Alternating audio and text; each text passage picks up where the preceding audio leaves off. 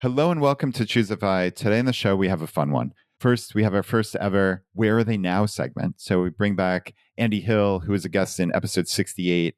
And it's such a fun look at the last decade where his life has taken him. Him and his wife, Nicole, have built something extraordinary, but it's never a straight line. And I think that's what's fantastic. If you're looking for, how do I get my spouse on board both ways? I think you're really going to like that. And you're going to get a lot out of what they've been up to and what they've been able to build for themselves and their family. I also start the episode with a whole bunch of life hacks. We talk about the success of FI 101 in our St. Louis group and second generation FI. We had David's son take notes during the event just on his own volition. And it's really neat to see the order of operations of investing that he talked about. I also go into building a perpetual money-making machine, the fact that you are going to be a millionaire. That's what compounding does. And that there's no secret. There's no person behind the mask or behind the curtain that's going to help you get to FI or help you learn some secret of investing. That's the beautiful part. This is the simple path to wealth. We're not selling you anything. This is just you taking action day after day to build an extraordinary life, both financially, but more importantly, in all the ways that matter. I think you're really going to enjoy this episode. And with that, welcome to Choose FI.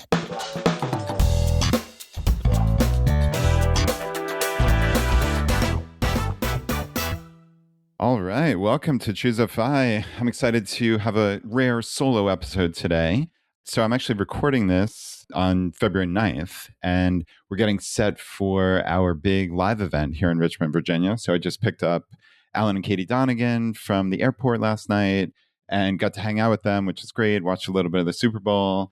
And yeah, this should be fun. I think these live events and just getting together in person, I know we talk about this really often here, but it just matters. And it's amazing to see what's going on all across the country and across the world in our local groups. We actually had St. Louis, which is an absolute rock star group. Kristen Knapp has completely revitalized that group. And they had 70 people show up for FI 101. It was a presentation that Alan and Kristen did there. And it was just remarkable. I actually saw a Facebook post, and this was a guy named David posted, and he said, Alan Hansen, this was my son taking notes tonight. And he even underlined invest. And he said, hashtag second generation FI. So this is a picture spiral notebook from elementary or middle school. And David's son wrote, save and invest the rest. And then he had the financial order of operations. And his big question was, where does my next dollar go? So he took notes from this presentation, and it was 1, start with a small emergency fund. 2, get your 401k match. 3, pay down high interest debt. So it looks like they're saying anything greater than 10%. Then 4 would be a bigger emergency fund. Then he has 5 and 6 is basically maximizing your tax deferred and retirement accounts. So he has listed Roth IRAs, 401ks, HSAs, etc. 7 would be taxable brokerage. 8 would be prepay future expenses, which is a really interesting one. And then 9 would be basically pay down low interest debt.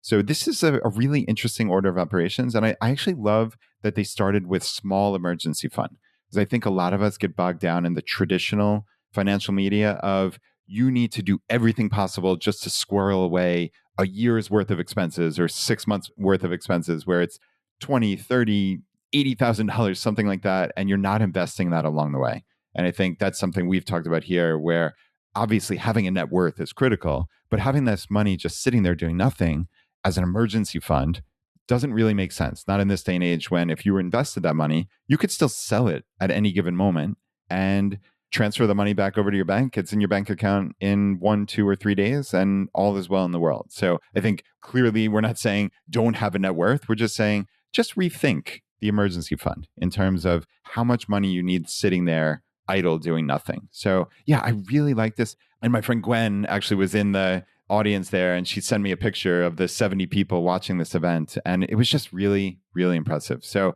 we're going to start rolling out. We're going to actually use their presentation and give it to admins of every local group in the world. So if you're looking for FI 101, ask your admin about it, and we can make that happen. That's what's so wonderful about having this worldwide community, is we can share resources. So Alan and Kristen put something together amazing, and you can be part of it. So just make sure you sign up.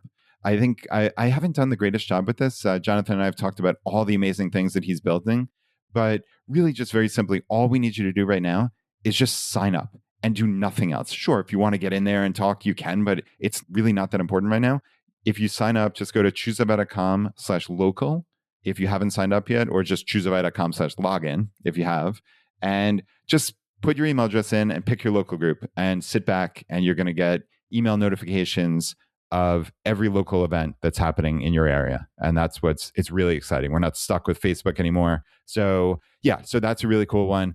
I really wanted to highlight this because I love the second generation Fi thing. I love that people are coming out to learn about Fi and we can all get better together. And yeah, it reminded me. So going back to picking up Alan and Katie, I wanted to do a couple of random little life hacks that I sometimes I do things in my own life and I don't know if everybody knows about these things, if nobody knows about it. So I'm just going to quickly bomb through a handful of these. So first was, again, I picked them up for the airport yesterday, and I am fanatical about tracking flights. So I just go to flightaware.com and you can just go to their homepage, you pick flight tracking and then flight finder. And this is really cool. It's a GPS tracker of every flight in the world. And you can actually track not only the flight that you're on, which frankly doesn't really do all that much because you're on the plane, you know if it's late or not, but you can track the incoming flights. So just put in your airport, put the airport you're going to, or just the flight number. And when you click on that flight, you can click, where is my plane now? It's right there in the top middle. And if that plane hasn't taken off, you just click, where's my plane now again? And you can track back on where that flight is coming from and see if there are any delays. So I do this pretty often to determine when I need to get to the airport. And I know sometimes, oh man, it looks like my incoming flight is going to be delayed if I have a connection or some such. It's really very convenient. Again, I'm a little fanatical about it, so take it for what it's worth. But I think this is really, really convenient, and a lot of people can get value from this. So definitely check that out. Another couple random life hacks. So I was listening to an old episode, and a friend of ours named Noah, who used to have a website called Money Metagame. I don't know if it still exists, frankly, but he talked about buying discounted gift cards. And I think this is something that a lot of us just totally are unaware of. He mentioned a site called Gift Card Wiki, and it still exists. I don't know if that's the best gift card site, but you can just Google buy discounted gift cards. And I think there's like Gift Card Granny and other random sites like that.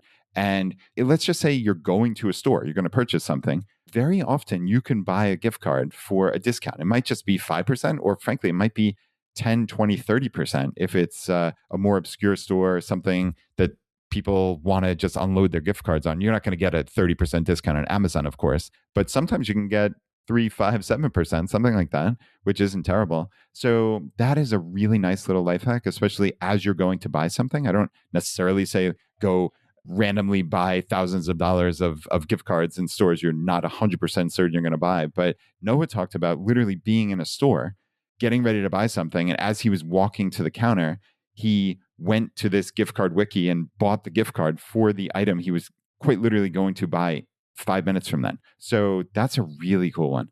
I mentioned a couple things in my newsletter recently. So if you're not getting my newsletter, basically we have 3 things going on here at Choosify. It's this podcast, which obviously you're listening to. My newsletter goes out every Tuesday.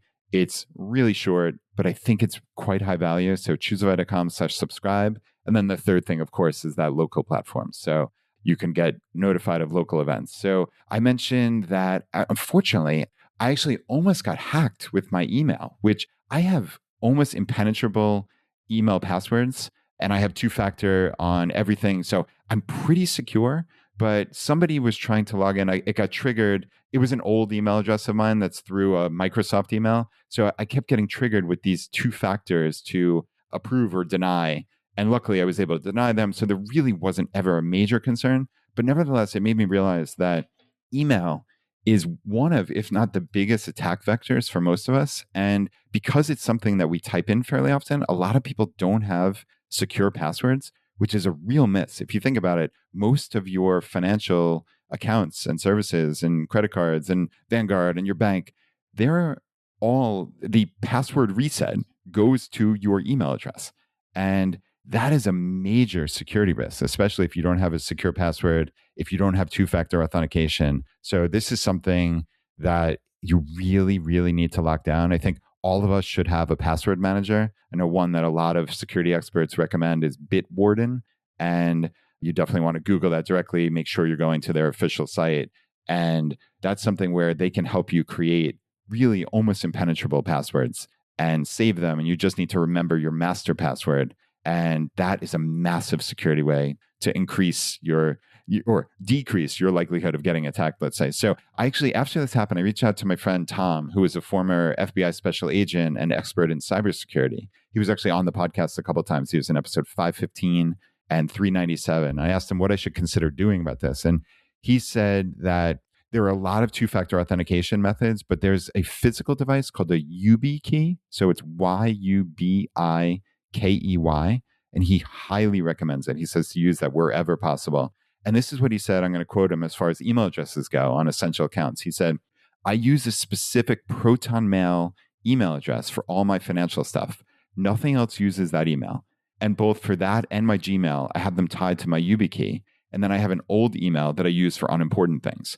So basically what he's doing, he's opening a new email address that is solely used for these essential logins. Okay. So don't put newsletters on there. Don't put even like your frequent flyer mile or something, just the absolute essential things. Some other people responded to my newsletter and said, another thing you can do is put an alias in, which Google has alias ability as well as Proton Mail. Something I'm not going to go in and explain this, but you can literally make not only the email address, but make it very specific for each individual account by just adding a plus sign. It actually doesn't undo your email address. You can add email address plus, and then whatever Vanguard or plus Wells Fargo or plus Bank of America, whatever it is. And it allows you to basically have a unique email address for each one, but it's still tied to that one email address. So that's something that's really nice. And another nice security option that also somebody else wrote in for me is called Google's Advanced Protection Program. So you can put this on your Gmail. And this is something that, Google has added as a benefit. And it's pretty easy to set up and basically makes your email not hack proof. Nothing's hack proof, but this is something a lot of us have Gmail accounts. So I would highly recommend Googling that. So Google's Advanced Protection Program. And just quickly rounding out the little life hack edition here. So annualcreditreport.com. This is something that I feel like a lot of us should know. I know most of us are able to get our credit scores now for free through our banks. I know Capital One offers this with a credit card that I have. And it's all well and good to get your credit score, but you actually want to check your credit report as well. So there's the three main credit bureaus. There's Experian, TransUnion, and Equifax. And if you go to annualcreditreport.com, you can get these credit reports absolutely free. And there is some ambiguity. So it used to be that you get one of each of these reports for free every 12 months. So this was federal law allows this. So this website, which looks like it was made in 1997, but it's legit. It's annualcreditreport.com. This is part of that federal law that allows you to get a free credit report every 12 months from each of the three reporting companies. Okay. So what I would do is I would make, and this is actually my next and final life hack for today, is my task list, which is called Todoist. So TODOIST. And I have a recurring task for basically every 4 months, but I put 3 different tasks in. So check Equifax report every January 1st, check TransUnion every May 1st, et cetera. So 4 months later. So every 4 months, I'm checking my credit report. And actually, I had an issue. It's funny because I have a pretty good online security in general, but you never know when you get hacked. And I got somebody open up a credit card in my name. I don't know what their plan was, but maybe it was just like an initial foray. But I was able to shut it down before anything happened. I was able to freeze my credit score, which was really, really easy. And what's nice now, it seems like that these credit reports are possibly available as frequently as every week now. It's slightly unclear when I'm on the website. It looks like it might be available more often than once a year from each of the bureaus. But even at the very worst, it's just log in every 4 months, get the next one, and just do a quick glance at your credit report and see if there's any issue. So I think that's a really nice one. And like I said, finally, that Todoist app, this is something I've talked to friends and family about very recently. So it's top of mind. I don't have to-dos floating around in my brain anymore. I can't describe how much this has transformed my life. It is absolutely mentally freeing. And this has been almost a decade now. And I can't even imagine a life without a task list app like this. And Todoist, there's nothing especially special about it, frankly, but it works for me. I'm able to put in tasks. I'm able to make comments. I'm able to make recurring tasks, which is really, really nice. Okay. So this is something that I put everything in there. I mean, literally down to I have an electric toothbrush and I want to charge it every month. So I have charge every fifth of the month or whatever it is, or every 4 weeks. And it recurs. I have a special mailing box, PO box for Choosify mail. So I have that on a recurring task. Every little thing, groceries, I have a running grocery list, and down to things that only happen once a decade, like renew my passport. And when everything is out of your head, and I'm talking everything, this has to be done 100%, but when everything is out of your head, you are mentally free in a way you almost cannot even imagine. So I highly recommend this. I cannot recommend it more, more highly, essentially. Just give it a whirl. And I think the app is free to use at first. I think there's like some nominal fee if you want to add a couple little features, but frankly, I don't even know if they're really worth it, to be honest. But yeah, that's a big one. So those are my life hack edition for the day, which hopefully there's some value in there. I think at least one of those is going to add value to your life. And I wanted to talk about a little interaction that I had in real life. So one of my real good friends, really bright guy, he has been pursuing the path to FI kind of outside of the FI community, but he's at a point where he's reached FI, and he was talking about investing. And I think it's easy to get bogged down in there's some secret, there's some knowledge that you don't have, there's some other level, and you just have to find it. You have to spend the time, or you have to do the research, or you have to know the right people. And it was fascinating because I was listening to an old episode with J.L. Collins, the original episode he did on Choosify about the simple path to wealth. And of course, since then, he's subsequently sold well over 1 million copies of the book, The Simple Path to Wealth. And so, yeah, it was interesting to hear it as the book was coming out and knowing the success it's had. But he basically said, he's like, look, if I thought there was some secret, if I thought there was some way to improve my return, I would do it. I would spend the time. I would do this because I know how little things matter, right? The difference between an 8% return, which you probably can get in the market, and a 9% return when compounded over 30 or 50 years is enormous. And it's worth the time. It's worth the effort, obviously. But there's nothing to suggest anywhere that there is some secret. And certainly net of fees and the fees we pay on buying expensive mutual funds or hiring some financial advisor, it makes it almost impossible to beat the market. And that's why I told my friend, I'm like, look, if you want to take $10,000 or $20,000 and just play around and have fun, just do that. Think of it as an education. I mean, this is someone who thankfully is at FI, so that type of money is not going to make a difference.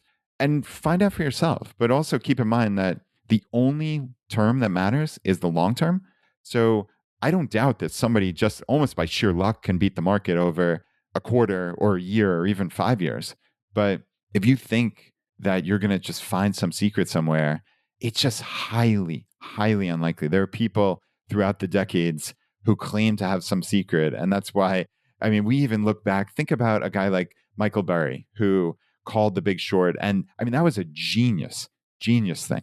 But he's been prognosticating for the last 15 years. And we still look to him as a genius because he got one thing right. That's how hard it is to do. To get one massive thing right is almost impossible. That it almost doesn't matter what your track record is after that. People will still look to you. There should be alarm bells going off in your head that, wow, this is almost impossible. There's no world where I'm going to beat the market. Certainly not net of any fees. And it's a bad bet. I think that's one of the biggest things. People don't look at what is my highest likelihood of succeeding. Okay. Here's the secret. You are going to be a millionaire. You are going to. You're going to be probably a multimillionaire. You are building a perpetual money-making machine. That is what FI is. You are building an asset base that spits off money to you every single year and just works as this perpetual money-making machine. That's just such a beautiful visual, right? When you think about it, you, by front-loading the effort, by saving money, you are building this thing that is going to spit off more return for you each year, probably than you've ever earned in a calendar year while doing no work. That is remarkable. That's what we're building here. We're building this perpetual money-making machine. You are going to be a millionaire. Just think about somebody who has $100,000 income, okay? Which is reasonable for a family, even a single, certainly in this day and age, but even just saying a very middle class income, two people making $50,000 each, and they have a 12% savings rate. I think a lot of us, if you check out Mr. Money Mustache's The Shockingly Simple Math Behind Early Retirement, you can see what really it looks like when you have a FI savings rate of 30 or 40 or 50 plus percent. But even just on a $100,000 income, you save 12%, right? So $12,000, this is on the gross income, you save $1,000 a month, right? Throw that into a compound interest calculator. Throw in for 30 years at an 8% return, you're saving $1,000 a month. Your net worth is $1,500,000, $1.5 million. Okay. You save $0 from there on out. That money is going to double every 9 years. 9 years later, at 39 years in, you have $3 million. Then another 9 years later, you have $6 million. I mean, this is absolutely crazy. That's what we're talking about here. That's a 12% savings rate on the gross income on a $100,000 income, which I think a lot of couples can really very easily do. And you start getting into FI savings rates. You talk about 30%, you talk about 50%. 50% is more than 4 times this. So you're talking an enormous amount, right? $4,000 a month. I'm plugging this in. Yeah, obviously the math is pretty simple. It's $6 million after 30 years. It's $12 million after 39 years. These are real amounts. Okay. You are going to be a millionaire. That's what we're doing here. And this compounding is going to work in your favor. You're building something remarkable. Okay. And don't ever lose sight of that. We are doing something remarkable here in the FI community. And really, you're putting in most cases, about 10 years, 10 to 15 years of concerted savings. And you are making every subsequent day of your life easier and better. That's what you're doing. Okay. This is not just playing around. You are transforming your entire life, transforming it. Think about how fast a decade goes by. Think about the last decade. It blinked by. So I would posit that the next decade for most people is going to blink by. And that for people who are saving nothing, they're going to wake up 10 years from now. They're going to have the same negligible net worth and they can't get that decade back. Or you can follow the path to FI, you can save, and you can transform your life forever and maybe make it generational. It's not hyperbole. And that's the thing. Again, nobody's selling anything in the FI community. This is the simplest thing ever. It's live below your means. It's save money. It's invest in low cost funds and ETFs. Something like VTI is what I put all my money in. Vanguard's total stock market ETF. And again, I'm not trying to sell you a secret. There is no secret. There's nothing. It's just that. It's live below your means. It's try to build an extraordinary life. It's experiment and play around and have fun and spend time with people you love and learn new things. How can that be anything but an unmitigated good, right? It can't be. It just simply can't be.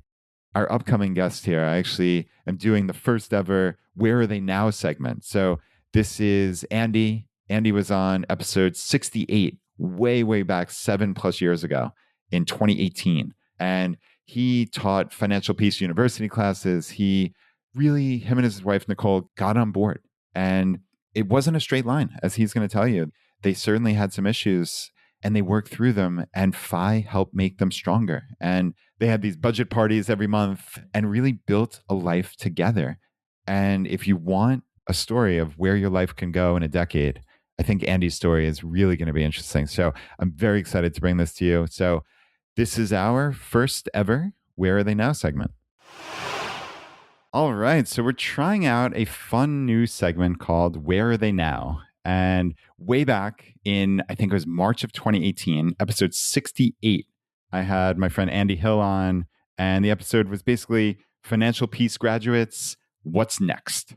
And this was a really fun episode where Andy talked about getting his wife, Nicole, on board and their budget parties that they had and lots of just different interesting aspects of the beginning part of the journey to FI, when it was just the two of them trying to figure it out, trying to talk about their dreams for the future, trying to work together.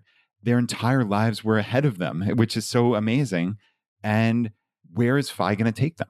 And I think this is one of the fun parts about having a podcast that's lasted nearly a decade now, is we can touch base with people. So this is now almost 8 years later to the day since we recorded it. Andy Hill, welcome back, my friend. This is awesome. Thank you for having me, Brad. Yeah, it's been quite a while, and there's a lot that's happened in 8 years. Well, let's hear about it. So, yeah, like I said, this is an experiment. So I'm just going to start with the hard-hitting question of where are they now? What has happened in the last 8 years?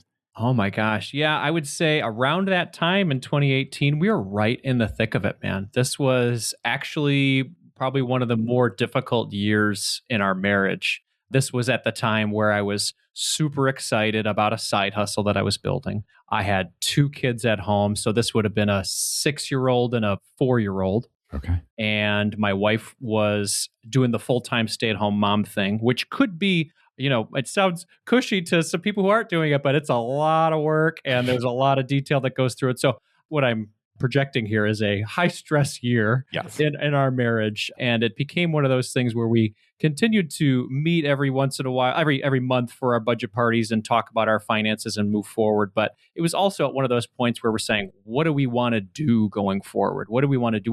We've done some cool things. We just shared with Brad that we just paid off our mortgage and we have completely paid off all of our debt, things like that. But really, what is next? And for us, we were trying to figure our way to financial independence. And it was a lot of conversations that became contentious in our relationship based on what I was interested in versus what she was interested in. Ultimately, a lot of those conversations, because they became so heated, led us to marriage counseling, which was actually a blessing. It was one of those things where at the time I felt a little bit like a failure. How could I let this happen? I've got so many good things going on in life. How can I put my marriage to the side? But marriage counseling ended up being a fantastic thing for us that year in 2018 following this interview. And it really pushed us in a direction of what is a good middle ground for our relationship where I can find some sort of relief from this corporate career that I don't like, where I can see my kids more, where I can spend more time with my wife that's quality, not just in passing.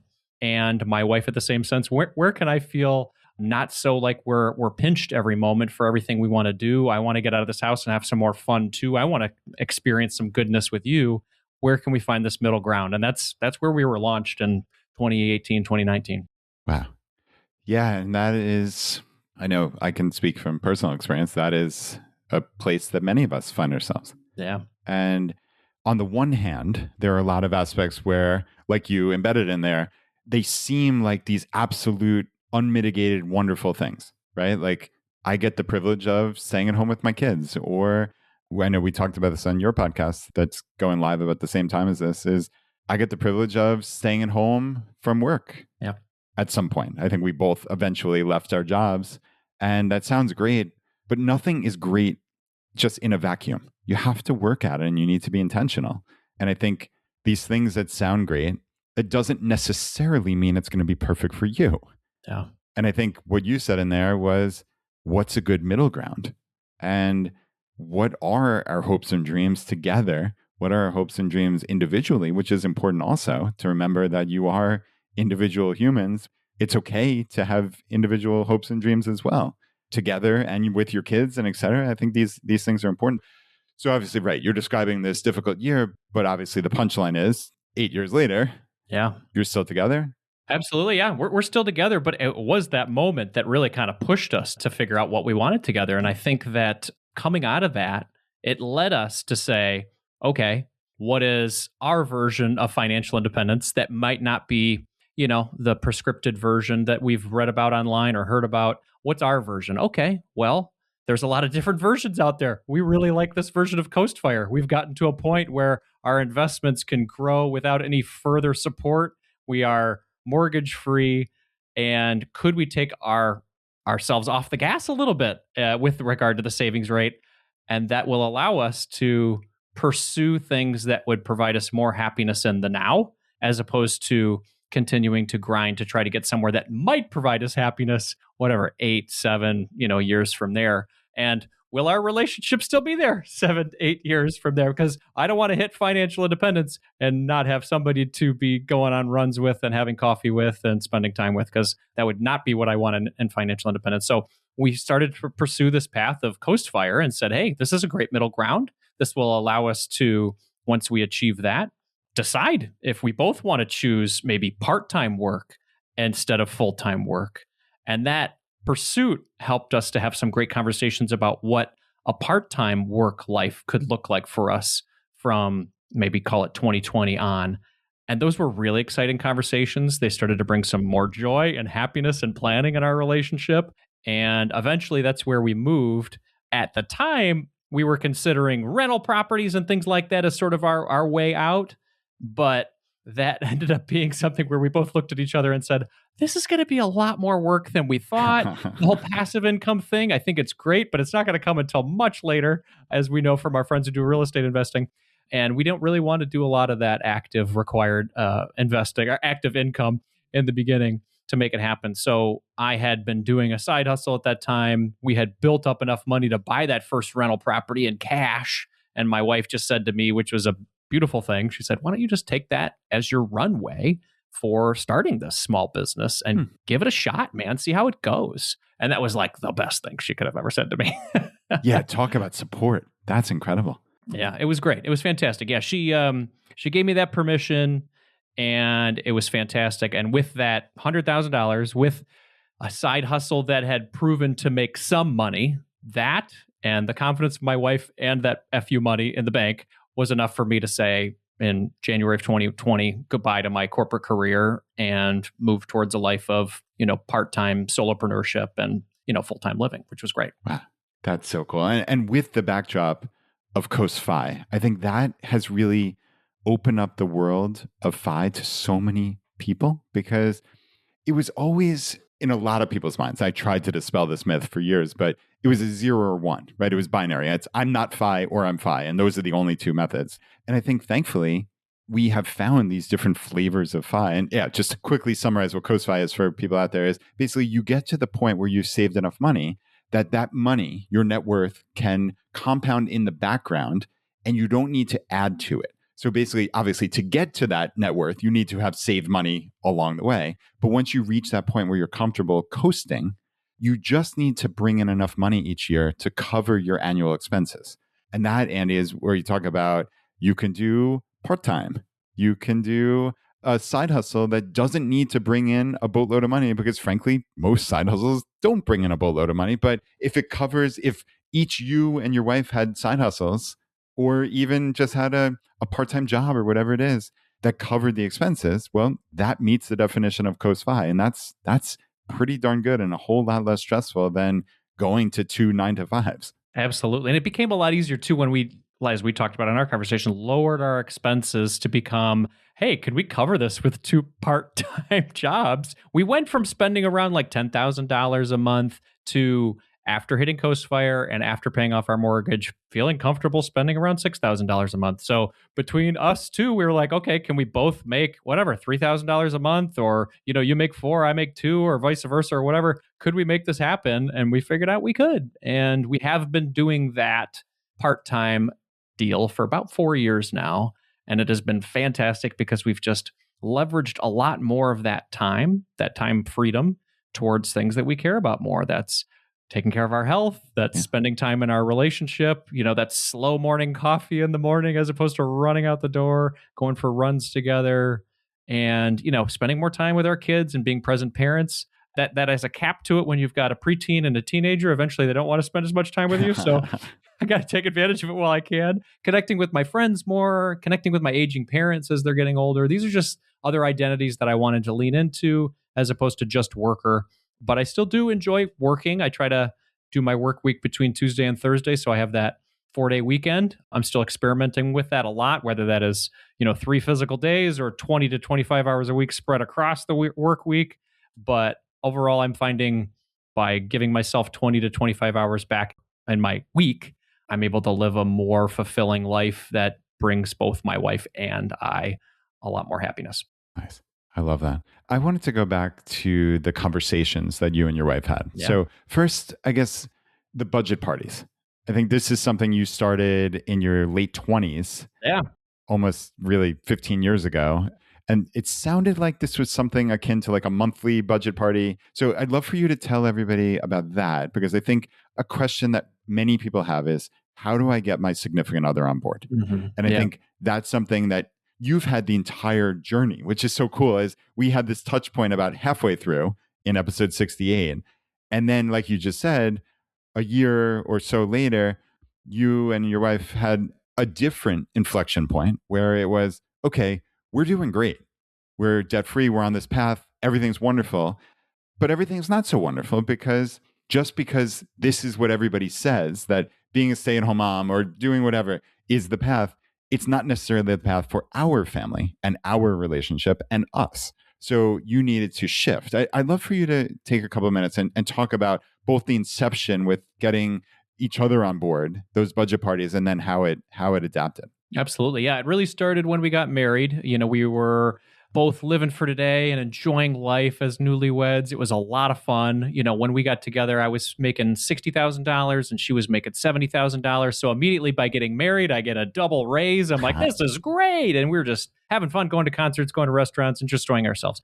And then when we learned we were going to be parents, something flipped in my brain where it was like, okay, we're going to be taking care of a little girl soon, and I want to give her the best life possible. Something for me turned to my finances, being like, okay, I've always been interested in it. I've definitely lapsed recently by taking on a lot of debt and, enjoying life and living for today. What can we do to make this a possibility where we're giving her a great life, and maybe mom and dad aren't worried about the bills as much and the finances as much? So, I approached Nicole with some ideas around debt freedom and net worth building and savings rates. These were all numbers focused ideas and goals.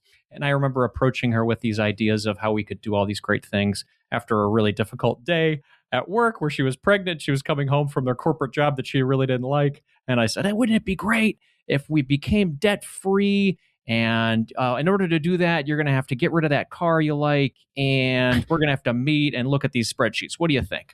And I remember she just walked right by me. It was like, I don't know what you're talking about or what you're reading or listening to. I don't want to have anything about it. I had a horrible day. Leave me alone. And I'm like, what are you talking about? This is genius. But then I realized, okay, what does she actually want? I'm talking about her numbers and goals and things like that. What does she desire in her life? And then until I realized I'm not speaking in terms of what she actually is interested in. I know that she doesn't like her job right now. I know that she'd eventually like to work part-time or be a full-time stay-at-home mom. How can I speak in terms of something that she's interested in as opposed to something that is numbers focused that I'm interested in? So I again approached her and I said, okay, would you be interested in discussing a plan where you could eventually work part-time at your current job and then eventually stay-at-home mom? Absolutely. I can't stand this job anymore. Let's talk about that. That's where these budget parties were born from. I used the word party because she really wasn't interested in looking at the budget. So I thought I'd put a little marketing spin on it and make it sound more fun than it actually is for her. But I tried to make it fun too. So if you're the leader, like I was on the financial side of things, like I tried to take care of a lot of the work beforehand and just say, okay, what can I do to present these numbers to her and get her buy-in so we're both on the same page with regard to how we're spending our money, where it's going. And then her portion of it is, of course, a very important vote, but maybe all of the back end preparation or those parts, maybe if I'm more excited about it, then I should do that. So I would do those things. I would try my best to make it a little more fun, maybe order a pizza, get a bottle of wine, things like that, try to make it a moment. I wasn't always the best with that. I could still do better with that today, but also being consistent with it too. So every couple of weeks or once a month, this happens where you get together, and it doesn't just have to be about money. And it wasn't just about money. It was about talking about what our week looks like, what's going on with the little kids, what are the birthday parties that are coming up? Are we going on a family vacation soon? Making sure we're talking about our calendar, we're talking about our goals, our priorities, and the money that goes along with it, essentially the tool that helps us to do those things that we care about. So we've been doing that for, probably 15 years now. We still meet at least once or twice a month. And I know from my own sanity's sake, it helps with my own financial anxiety. That's something that I deal with personally. And those moments help me to feel more relaxed. It's best for our relationship, best for my mental health. And I think afterwards, she always feels pretty, clean in the brain a little bit too, being like, okay, now I don't have to worry about those things either. And now I know there's a plan for them. And it's just, I don't know. It's like going to the gym. You got to do it every once in a while, and you got to keep that consistency so that you have a clean financial life. And that's how we've been seeing it lately. Yeah. And being on the same page. Yeah. It's so important. It really is. And that's a big part of the reason that we went to marriage counseling originally, is because we were not taking the time to actually communicate. This is just one more moment for us to have dedicated time to communicate about something very important to us. So would highly recommend it. Yeah, totally agreed. And then, like I said, you had that inflection point, as you talked about in 2018, 2019. I think that a shift, and obviously in your case, you've described what the shift was, but I think the larger point for the audience is you often are going to have shifts in life. Oh, yeah. Right? Like, this is part of life. This is part of the flavor of life. And I think it's important to adapt. And it sounds like you and Nicole adapted exceptionally well. That doesn't mean it was easy in the moment, obviously, let's be clear. Yeah, and you mentioned the counseling, but I suspect many, many tens or hundreds of hours were spent conversing and talking about, okay, we thought these were our goals and dreams, maybe circa 2011 or 2016, et cetera, but they're not our goals and dreams circa 2019. What were the conversation points? Because I suspect there was a lot of friction. I think this happens in life. It's, you mean you got what you wanted? Like, I can picture it. I'm not saying you did this, but you got what you wanted, yeah, and you're less happy. Like, sometimes that's hard for people to deal with. But obviously, again, with the benefit of hindsight, 7-8 years later, this worked out. Like, how did you guys approach that particular aspect of the conversation? Because I suspect that was not easy. Yeah, I would say the only thing that has been consistent in marriage, at least mine, is change. Things change. We change. Our values change. Things that we cared about at 28, I don't care about anymore at 44, and same with her. And I think that unless we're taking time to communicate and update each other on what's going on in our lives, how our goals have changed, how our values have changed, then we'll miss that. And by freeing up more time in our schedule over the last 5 years, we've been there to be able to communicate and to be able to understand how those changes are affecting things we're actually even interested in or not interested in.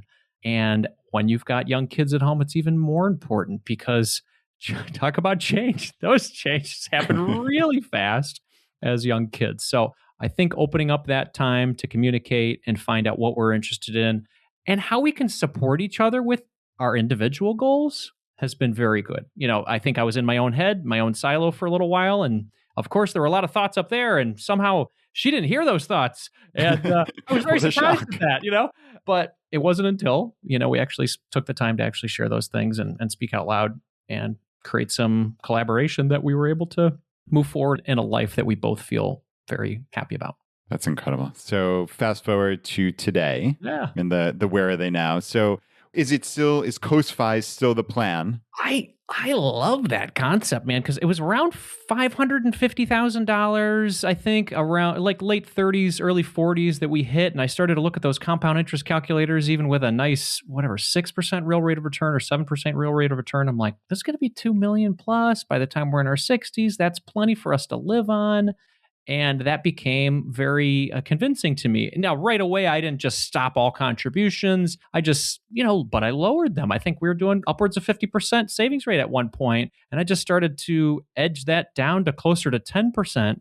And it just felt freeing, because with that 40%, I could say, well, do we want to maximize more of our family experiences now, or do we want to work less? It's that 40% where I can now say, whoa, what do I want to do with that?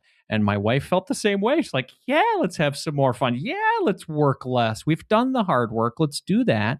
And lo and behold, even with the decreased, contributions and savings rate, that $550,000 is close to $1 million now in retirement alone. I mean, the market has been nuts over the past 6 years, but it does prove the power of what this can do without your help and your contributions. So I would like that to be out there for people to know that, yes, if you're waiting, if you're hesitating, there are other iterations of financial independence that can give you that life that you're interested in. A lot of this is psychological. Most of this is psychological, honestly, and a little bit of it is numbers. but that has been a really freeing thing for us. So haven't really contributed much to traditional retirement accounts. We mostly just want to get our enjoyable life set right now. And then, yeah, if we can build wealth from there, from a 3-day work week on, great. And then maybe we'll invest a little bit more after that or not. But we're happy right now. And we're experimenting with a 3-day work week for both of us. Man, and experimenting, what a beautiful word, right? I think that's just so important. And yeah, for everybody listening, it's that coast-fi concept and the intersection of compounding and the rule of 72 basically means at an 8% annual return, you expect your money to double every 9 years. So as Andy's saying, basically your money quadruples in about 18 years. You're figuring out a little less return. So maybe 20 years, but something like that. And it's 550 turns into quadrupled 2.2 million, right? Yeah. And that is a remarkable figure. Now, you actually took, again, with flavors of FI, you guys took an interesting aspect, which is you didn't lower your income because that's a part of Coast Fi that you could have done. Mm-hmm. You just decided to spend more during this time period. And now, obviously, people are listening to that and saying, oh, but Andy, that means your FI number has gone up dramatically. And you're not saying that at all. You're saying this is for a time period, and albeit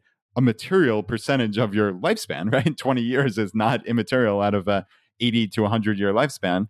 But you can do that, and you can work 3 days a week in this experiment and have this all operate in the background. And that's a really fun way of looking at this. It's been fantastic. Yeah, it's been a combination of enjoying a little bit more today with regard to our spending and working less. So I think finding that balance was what my wife and I were both looking for in marriage counseling. Yeah. Like, I didn't like my job and I didn't want to keep working at it. And she wanted to enjoy a little bit more life right now. And that is the beautiful compromise we found. And I don't think that we have been happier in our marriage than we are today.